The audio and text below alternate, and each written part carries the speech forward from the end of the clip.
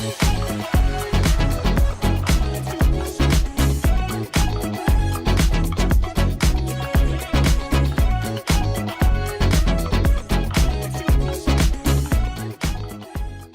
morning, everyone, and welcome to our show today, ang Kwentong Tagumpay. Of course, in behalf of the Department of Trade and Industry, we would like to welcome our guest for today, Happy Ongpauco-Tiu, who is very famous and very known, especially now for her restaurant. She has a lot of stories to tell us, and marami siyang kwento that we can learn from. Happy started with a family of restaurateurs, and she will tell her story to everyone today. So dapat makinig tayo at marami tayong matutunan ngayon sa guest natin na si Happy Ongpauco-Tiu. So, hi Happy! Hi, welcome Chris, to the show Kwentong Secretary Tagumpay, and I'm so Chris. happy to have you here with us today. So thank you for having me. Thank you for guesting. Of course, it's so hard to get you because you're very busy, but for someone as young as you and as beautiful as you, wow, thank you. there's so much you can share to our televiewers and also to the Filipino people. So again, thank you for having us. Of growing up in a family of restaurateurs, how was your early exposure to this business really make you want to get into this business also? So, I was born in the kitchen. My grandmother started Barrio Fiesta. Barrio Fiesta has been there for decades. And when I was born, my parents really exposed me in the kitchen. So, growing up, my dad talagang pinagawa niya sa amin lahat ng trabaho sa restaurant business. So, I was a checker. I was in the kitchen shouting orders. I was an order taker outside. I was talking to customers. So, talagang he made us practice all the roles na kailangan sa restaurant business. Okay, what are your early memories of being in a family of restaurateurs? Were you exposed to a lot of food or parang were they meticulous pag may pagkain o masarap ito, itong ganito, ganyan?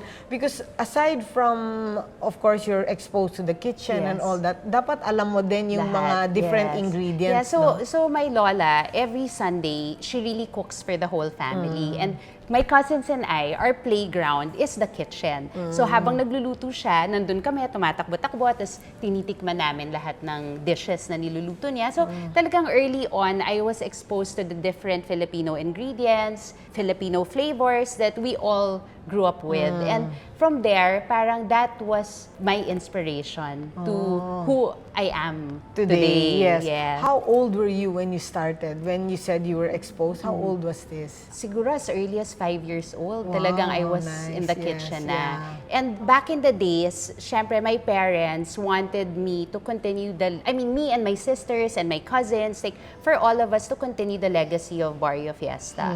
Pero early on, I really had a dream na I wanted to carve my own path in the food industry. So your restaurants are really very updated, very themed, and ang ganda talaga ng concept. So you have really geared away from the Barrio Fiesta, from the family. Yeah. Why did you think of opening your own? My So own. how did it evolve? And when did it start na parang you decided parang, okay, I want to go my own path. I don't want to work in the family business, but instead, I feel I'm ready to start my own.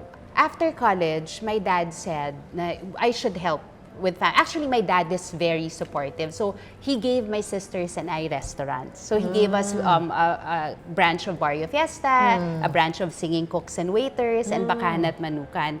Pero, I really felt na, this is not where I should be. I wanted to do something that's mine. I wanted to kasi I love creating.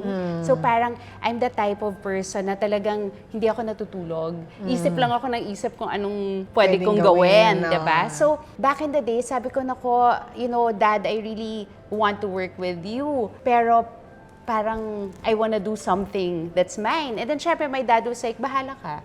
Pero I gave you already. So I'm not gonna give you more because I already gave you, restaurants, you and your sisters.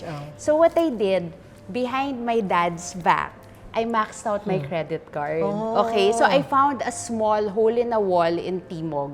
That was my first restaurant. It was a 20-seater restaurant. And then, I maxed out my credit card, punta ako sa department store, bumili ako ng freezer, refrigerator, silya, lahat. So, I was able to build a small 20-seater called World Tops. Okay. Through my... So, dun pala nag-umpisa. Doon nag-umpisa ang World Tops. Okay, so tell us, how did it start? Parang what did you have to go through para maumpisahan yung... Yun. Kasi ang dami nating televiewers that are really just starting. So, paano ka nakaumpisa? And what did you have in you that set give you me- apart to really... Alam niyo, nakakatakot. Siyempre, like ako, iniisip ko na, okay, lagot ako sa dad ko kasi siyempre, nabigyan na niya ako tapos here I am wanting my own thing, di ba? Pero, you really need to have courage. First is courage. Next is faith. Talagang lahat ng dasal kay God na, Lord, give me a sign if I'm doing the right thing, di ba? And, you know, He really led me to where I am today.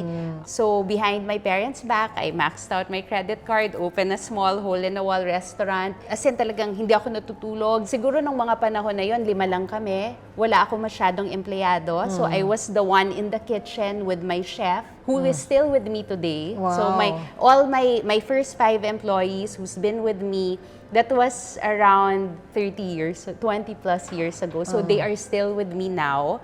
And talagang kami lang. That's Until nice. what I did, lahat ng income ko from that restaurant, inipon ko. So talagang I think savings Is is very very important. Hindi pwede na if you have sales, yung sales nyo, gastos agad, hindi. You really have to save up, diba? So I saved it all up, opened my second branch.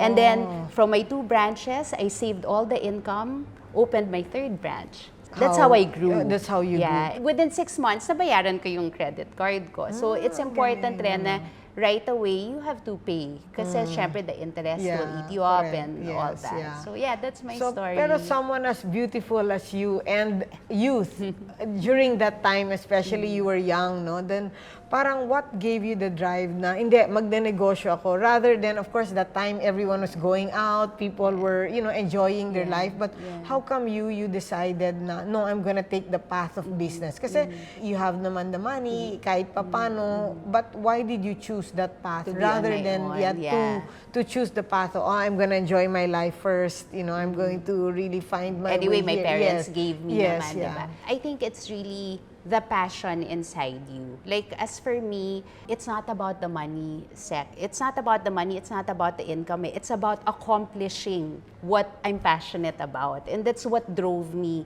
to where I am today. Yeah, so up to now, syempre the income is, ano na lang yan, bonus.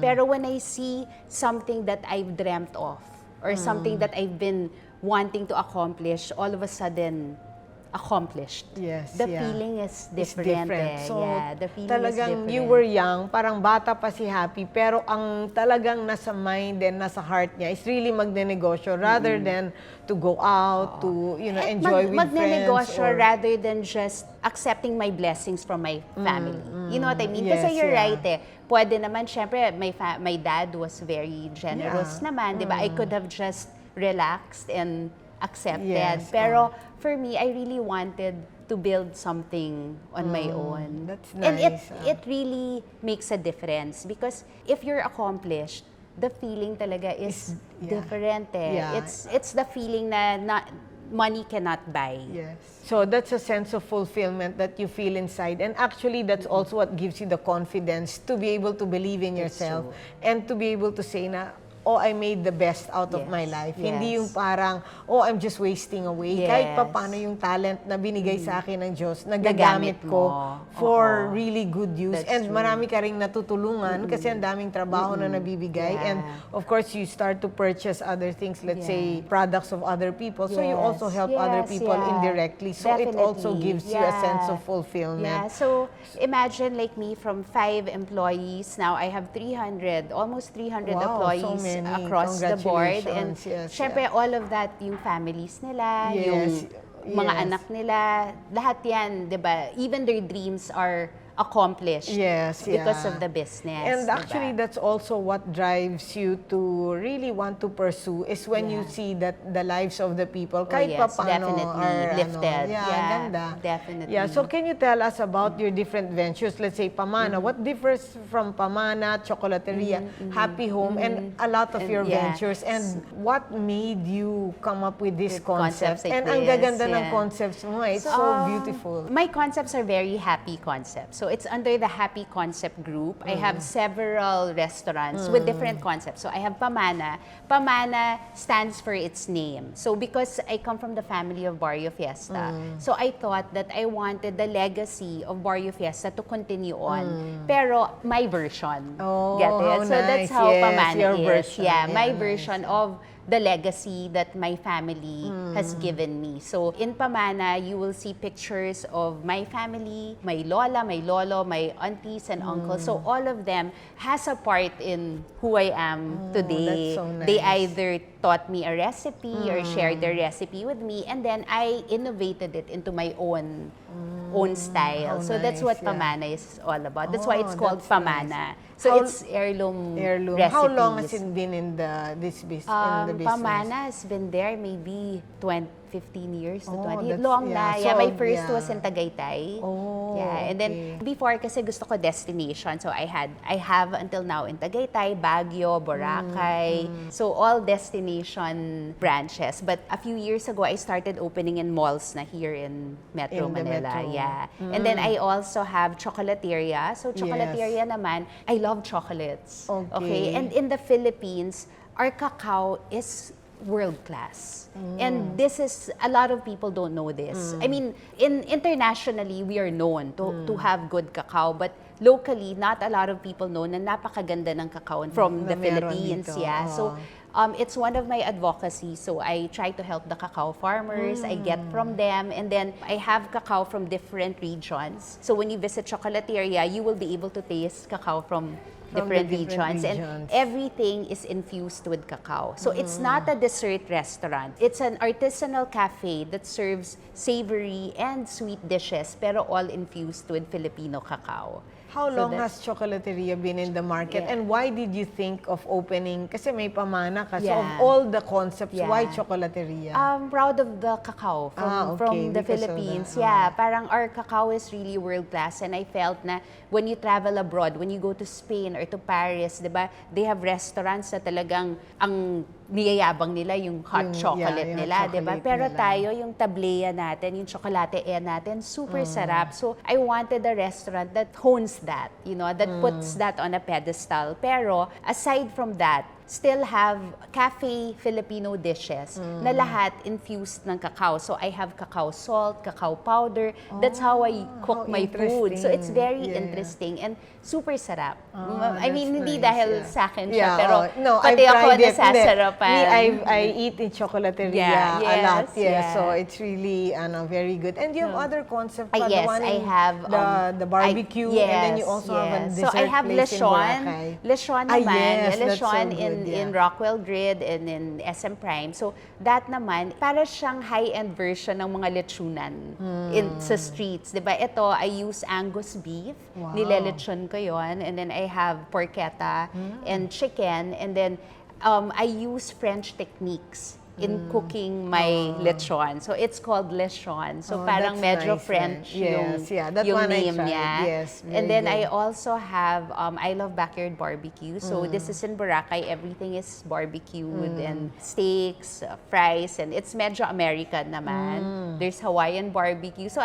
then my latest is Dear Happy. So Dear Happy is a dessert bar. It's a love letter to all the that's dessert nice, yeah. lovers. And here, it's very Filipino. So I have mga mochi, pero made of kakanin. So it's very Oh, ang unique galing. as well. Very Yeah, Filipino. like I have Turon ice cream, and my halo-halos are top-notch. It's different compared to the traditional halo-halos. But yeah, so it's a Filipino dessert bar. Wow, how Yeah. nice. Ang interesting, no? I mean, parang nakaka-inspire yung mga stories like this that start from someone that has maxed out a credit card all the way to someone who has now 300 employees and still growing at that. And ang galing talaga ng story niya and still maintains her beauty. Ay, my So gosh. how does your family support all of your They're endeavors, very- especially, let's say, your father, Yeah. all the way to your husband and to your Yeah. children? Well, of course, they're very proud of me. You know, my dad looks back and says, "Oh, it's a good thing you did what you did," diba? I mean, talagang at the end of the day, it's really tapang. Yes, Tapang tapang. in you, Yes, diba? yes, Like, yeah. for example, when I talk about tapang during the pandemic, diba, this is how Happy Home, so you're now in Happy Home. Yes. It's a home where... Another It's concept. another We forgot to concept, talk about Happy Home, So, yes. I'm not in retail. I don't know anything about retail because my business is really food and restaurants, diba? But during the pandemic, when everything had to close down, I had to think of my employees kasi lahat sila nawalan ng trabaho. So, onset of the pandemic, I said, okay, we have to do something. We have to go online. So, hindi rin ako marunong mag-online, hindi rin ako marunong mag-post, wala. As in, yes. talagang wala akong alam. Pero, again, you have to have the courage. You have to take that leap of faith the to leap of faith, to just go the move distance forward, and to move forward. yeah. Yes, Kasi if you don't do that, wala Yeah. eh. Wala- Hindi walang mo, mangyayari. wala kang mararating. Yes, So, yes. I had to think quickly only to give jobs to my employees. So, when pandemic happened, I said, okay, I'm in the restaurant business. I have suppliers for plates and all the homeware. So, Yes. tinawagan ko sila lahat. Padala nyo sa bahay ko. Okay. Magsa-start ako ng online business. store. So, ako mismo sa bahay talagang nagtitake ako ng picture, talagang ginawa ko. And then, from there, yung mga waiter ko, yung cook ko, yung managers ko, sila ang nagde-deliver. Wow, Sila yung, so yes. lahat sila nagkaroon ng livelihood Which during is the good. pandemic. Yeah. So you're able Yeah. to evolve, you're able to kahit adapt to the situation, which is Yes, actually which is- kailangan importante yes. sa isang Negosyo. entrepreneur, sa isang negosyante. Kasi if we cannot adapt to certain situations, mahirap din. Mahirap. At saka, So, ang pagnenegosyo talaga, maraming ups and downs yan eh. Talagang pagdadaanan niyo yan. Yes, Pero that's dapat nice. huwag kayong mawalan ng Pag-asa. pag-asa. Kasi there is always a solution to every problem. Diba? and another thing that you're very famous for is also your catering. Yes, I mean, I'm a fan of your Thank you, catering and iba talaga pag nag-set up ang isang happy Ay, sa nako. catering. So, what Yeah. made you venture into my but yung catering catering, mo iba eh, bongga. Talagang more is more. And the food is so good, Yeah. but you're able to set it up in a short span of time. And it's on-the-spot cooking. So what made you want to do Do that. catering also, considering you Yeah. have so much on your plate already? So again, I'm in the restaurant business, diba? And then me, I love to entertain at home. Masaya ako pag nagpapakain ako ng mga kaibigan sa bahay, my family. And so before, what I used to, well, until now, I collect plates. Okay, I collect beautiful plates. And then one day, na-guilty ako. Kasi parang sabi ko, naku, gastos ako ng gastos sa mga platong to, ang mamahal. So naisip ko, gawin ko na lang negosyo para hindi ako mag-guilty. So that's how my catering came about. Na I would cater but I use my collection of plates. So no because of wonder, that, yes. I can continue to buy my plates kasi negosyo na siya. Hindi na siya nakaka-guilty. Yes, And then from there, being in the catering business, I think the reason why I became a favorite of many is because I'm very generous. Generous, yes. not only in the food, not only in my tablescapes, but you know, my prices are not that expensive. Kasi nga, my way of thinking in business, hindi naman kailangan malaki agad yung tubo Kita, nyo yung eh. tubo, Oo. yes. So, it's really, I think of it as volume. So, at least, even if my margin is not as high as the other Yes, caterers, at least I know na everyday may catering ako. Yes. Because they can afford me. And Yes. they can afford it even if it looks lavish. Yes, Diba? yeah. So, that's my secret to my To your catering. catering. Yeah. And maganda kasi yung catering niya, she can cater for small groups. all the way to Yeah, big groups. to So big again, groups. Yeah. yung mga gustong mag-start ng catering business na nasa Yes. probinsya kayo, hindi Oo. nyo kailangan Ng mag-umpisa malaki. ng malaking-malaki. Hindi. Oo. Pwede kayong mag-cater ng maliit and then slowly grow the Yeah. business. So how has Yeah. been the catering business? Would you say it's a good business? It's a very good business. So like with me, nag-umpisa nga ako, pa 10-10 lang ako eh. Yes, For 10 lang. yes. And then after for 10, lumaki na ng lumaki. And then pati may gamit, hindi naman kailangan agad marami kayong gamit eh. You can start small first and then slowly with your income, invest na naman kayo hanggang lumaki yung collection ninyo. Pero yun na nga, for all businesses, like I started small. I started with a 20-seater restaurant. My catering started with a 10 packs 10 packs catering, diba? catering, And then yeah, galing, slowly, yeah. you just get You there just also. get there and grow. And Yeah, grow. so how do you handle, let's say, competition or syempre ngayon, di ba, we're Yeah, global. So yeah. talagang there's a lot of imported restaurants Yes. coming in. So how do you handle this You know, competition? I'm one person that I do not have competition. Hindi ko iniisip ang competition. We're the same. Yeah. So I grow at my own pace. Kasi may ganyan may negosyante na parang, nako, kailangan ko maging parang sila. Yes, Kailangan lakihan ko, kailangan damihan ko Yes, or yeah. whatever, 'di ba? So parang me, hindi eh. Parang I just slowly grow at my own pace. I do what I do because I love doing it without looking at my neighbors. Kasi Yeah. that way also, you will love your business more and hindi ka mapre-pressure sa nangyayari. mga Oo, hindi ka nangyayari, mapre-pressure. yes. So, ikakasaya mo to. You will be a happy entrepreneur by not comparing yourself with others. How do you handle the challenges of the business considering you're a woman in business? So, syempre pag babae, we handle so many things, no? Yes. Yung bahay, yung Yes, pamilya, yeah. and then now may negosyo ka pa that's really growing. How do you handle especially the challenges and the setbacks of the business? So I am a mother of 4 boys. So imagine that. And my kids are still very young. Pero for me, priority is family. So talagang when my family needs me, in a snap, I'm there. You're there. Yeah, pagdating ng 5 p.m., nasa bahay na ako. Alam yan ng mga employees ko. Pati 7 p.m., alam nila walang pwedeng tumawag muna. So I start working again 9 p.m. pagtulog na yung mga anak ko. Pero I think the secret to how Yes, yeah. I am performing as a businesswoman and as a mother, as my first priority, is having a good set of employees. So talagang tao, yung Yes, I owe I it believe. all to my people. I am very grateful to all my employees because sila ang paa ko, sila ang kamay ko. Without them, there will be no me. So one of the other things that I want to share with business owners is you have to really be grateful to your employees kasi sila talaga ang nagpapatakbo ng negosyo. And I'm a very strict boss. Alam yan ng employees ko. Pero lahat sila tumatagal sa akin talaga. Like if you look at my company, maybe half of them have been with me for more than 10 years already. Kasi I make them feel their family even if I'm strict. I get Yes, mad if they yes, make yeah. mistakes. Pero after, I humbly also apologize and explain na, sorry, pinagalitan kita. Pero kasi kasalanan mo.